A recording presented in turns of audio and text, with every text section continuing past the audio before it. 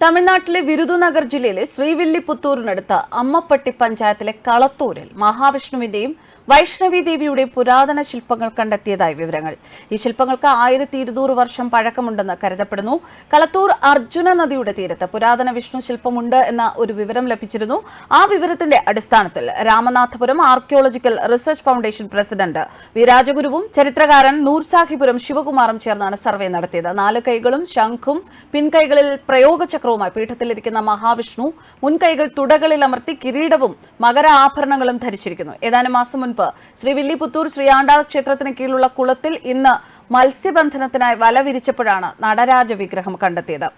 തമിഴ്നാട്ടിലെ ശ്രീവില്ലിപുത്തൂർ എന്ന മനോഹരമായ പട്ടണത്തിന്റെ ഹൃദയഭാഗത്തായി സ്ഥിതി ചെയ്യുന്ന ഈ ക്ഷേത്രം ഹിന്ദു വാസ്തുവിദ്യയുടെ മഹത്വത്തിന്റെയും ഭക്തരുടെ അചഞ്ചലമായ വിശ്വാസത്തിന്റെയും ജീവനുള്ള സാക്ഷ്യമാണ്. അതിന്റെ ചരിത്രം 7-ാം നൂറ്റാണ്ടിൽ ജീവിച്ചിരുന്ന ആണ്ടാൾ എന്ന തമിഴ് കവി സന്യാസിയുടെ ഇതിഹാസവുമായി ഇഴചേർന്നു കിടക്കുന്നു.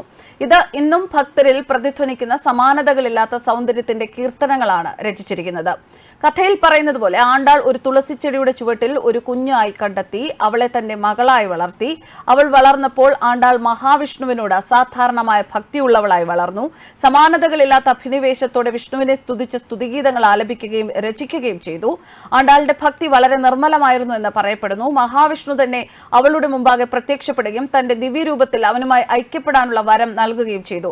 ബഹുമാനിക്കപ്പെടുന്ന ആണ്ടാളിന് സമർപ്പിച്ചിരിക്കുന്ന ഈ ക്ഷേത്രം വടഭദ്രസായിയായി ആരാധിക്കപ്പെടുന്ന മഹാവിഷ്ണുവിനും അദ്ദേഹത്തിന്റെ പത്നിയായ ലക്ഷ്മി ദേവിയെ ആണ്ടാൾ എന്ന പേരിലും ആരാധിക്കുന്ന 108 ദിവ്യദേശങ്ങളിൽ ഒന്നാണ്.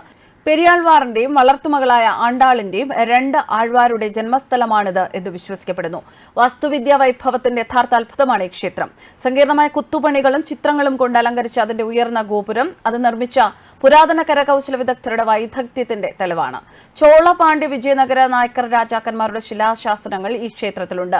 10 മുതൽ 16 വരെ നൂറ്റാണ്ടുകളിൽ വ്യാപിച്ചു കിടക്കുന്ന ചില വിവരണങ്ങൾ അനുസരിച്ച് യഥാർത്ഥ ഘടന ത്രിഭുവന ചക്രവർത്തി കോനേരിൻമയി കൊണ്ടൻ കുലശേഖരൻ നിർമ്മിച്ചതാണ്.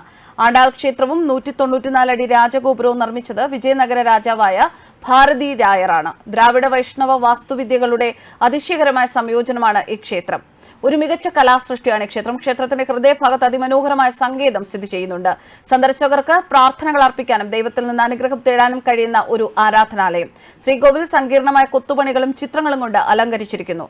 ഹിന്ദു പുരാണങ്ങളിൽ നിന്നുള്ള രംഗങ്ങളും ആണ്ടാൾ ജീവിതവും ചിത്രീകരിക്കുന്നു. പ്രധാന പ്രതിഷ്ഠയെ ശ്രീരംഗമന്നാർ എന്ന് വിളിക്കുന്നു. ഇത് വിഷ്ണുവിന്റെ 5 ദിവ്യരൂപങ്ങളിൽ ഒന്നാണ്. ശ്രീവില്ലിപുത്തൂർ ആണ്ടാൾ ക്ഷേത്രത്തിലെ സന്ദർശകർക്ക് ക്ഷേത്രത്തിന്റെ സംഗീത സാംസ്കാരിക പാരമ്പര്യത്തിന്റെ മഹത്വം അനുഭവിക്കാനും അവസരമുണ്ട്. കർണാടക സംഗീത കച്ചേരികൾക്കും ക്ലാസിക്കൽ നൃത്ത പരിപാടികൾക്കും പേരുകേട്ട ക്ഷേത്രം പതിവായി നടക്കുന്നതും ഇന്ദ്രിയങ്ങൾക്ക് യഥാർത്ഥ വിരുന്നുമാണ്. വാസ്തുവിദ്യാ വൈഭവത്തിന്റെ മഹത്തായ മുദ്രയാണ്. ഹിന്ദു പാരമ്പര്യത്തിന്റെ കാലാതീതമായ സൗന്ദര്യം പൂർണ്ണമായി പ്രദർശിപ്പിച്ചിരിക്കുന്ന സ്ഥലമാണിത്. കൂടാതെ ഈ അതുല്യമായ ക്ഷേത്രത്തിന്റെ ശാന്തതയും ആത്മീയ സമൃദ്ധിയും സന്ദർശകർക്ക് ആസ്വദിക്കാനാകും. ന്യൂസ് ഡെസ്ക് കർമ്മ ന്യൂസ്.